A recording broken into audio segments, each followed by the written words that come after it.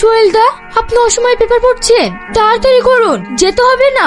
শ্রাবণী, তোমাকে তো ব্যাপারটা বলাই হয়নি, আজকের প্রোগ্রামটা হবে না। প্রোগ্রাম হবে না মানে?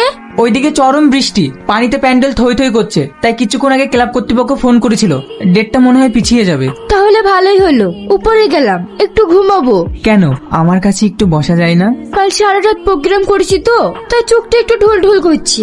আমিও তো ঘুমাইনি, কই আমার তো ঘুম আসছে না, হে চোখে শুধু তোমাকেই দেখি। তাহলে কখন ঘুম আসবে বলো? ঠিক আছে, ঘুমাবো না, এবার খুশি তো? শ্রাবণী, দেখো তো কে এসেছে। তুমি যাও, আমি যেতে পারবো না। ঠিক আছে। স্যার, শ্রাবণী কেমন আছে?